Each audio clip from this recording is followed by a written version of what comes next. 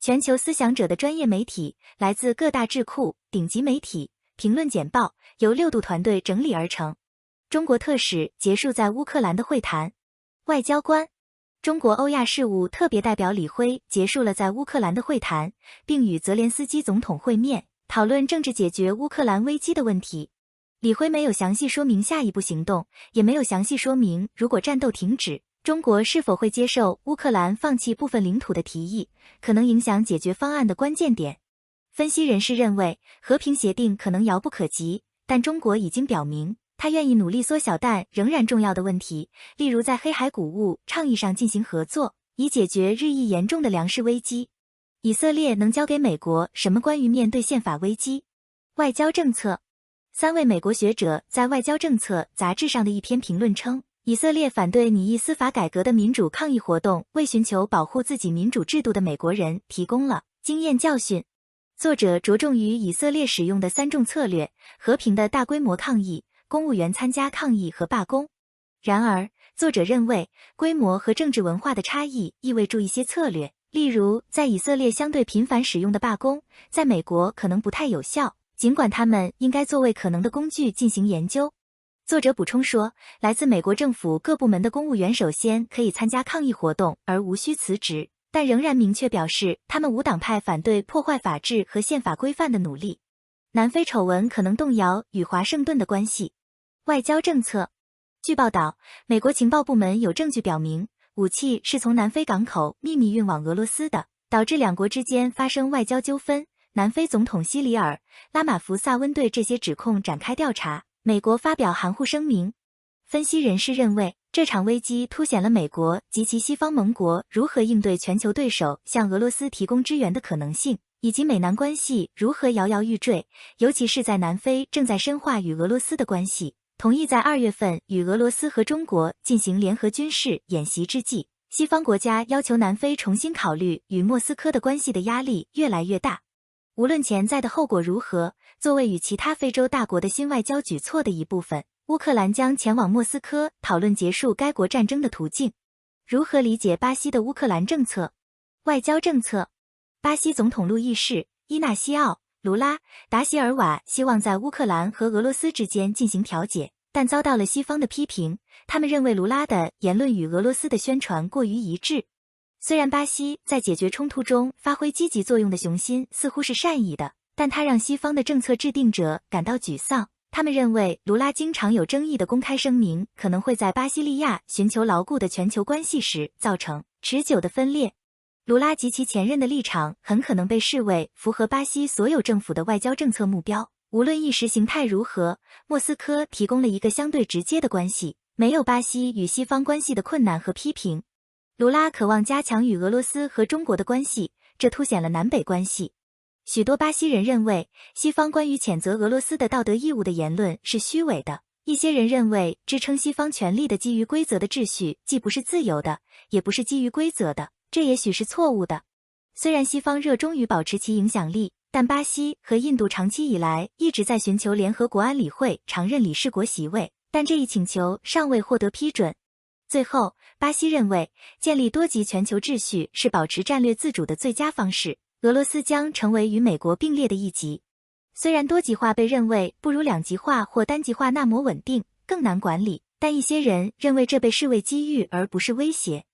世界各国领导人齐聚广岛参加7国集团会议，乌克兰战争提上重要议程。外交官，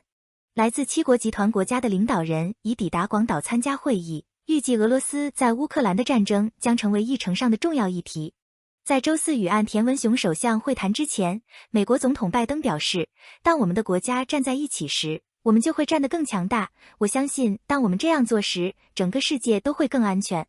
预计将就乌克兰战场和制裁状况进行讨论。与此同时，预计 G7 领导人和来自各国的客人也将讨论如何应对中国的军事集结和日益自信。沃尔玛，为日常低价而来，为副业而流。FT 评论版。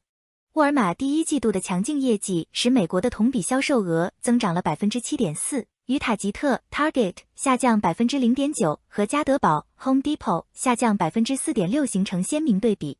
沃尔玛经历了销售增长，因为高收入客户开始在其商店购买杂货，因此该公司在经济衰退和通货膨胀时期取得了长期成功。尽管与沃尔玛的整体收入相比，沃尔玛全球广告方面的销售额相对较小，但获利率在 70% 至 80% 之间。当客户从公司的食品过到产品转移时，这可以支援收入。乌克兰挫败了俄罗斯军方使用金扎尔高超音速导弹的袭击。纽约时报评论版。根据美国国家安全专家汤姆·尼科尔斯在《纽约时报》上的一篇专栏文章，乌克兰挫败了俄罗斯军方使用金扎尔高超音速导弹的袭击。尼科尔斯说，这次袭击值得注意，因为它表明西方的空中和导弹防御系统能够拦截俄罗斯最先进的核武器。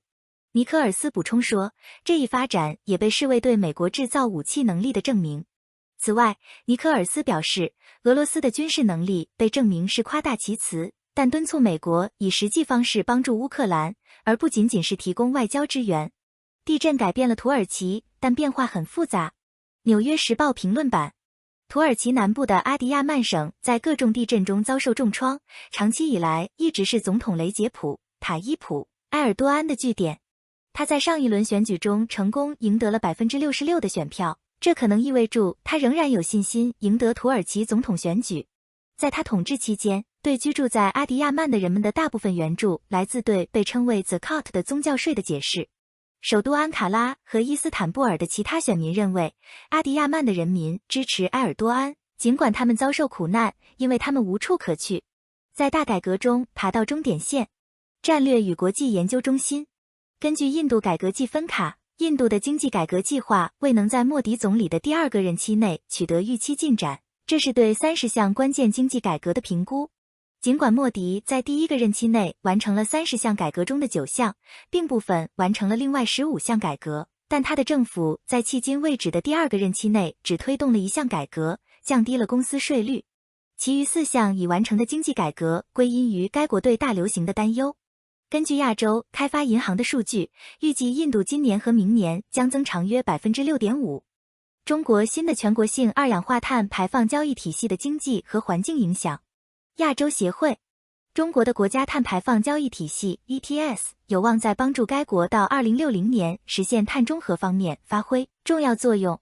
根据可交易的绩效标准， ETS 根据其产出和政府分配的基准，为每个涵盖的设施分配一定数量的排放配额。设计了一个多部门多时期一般均衡模型，以评估2020至2035年中国国家碳排放交易体系下不同未来政策选择对经济、能源结构和排放的潜在影响，按行业、省份和总量。该模型验证了 ETS 绝对上限的优势。谢谢收看评论简报，请通过6dobrief.com订阅。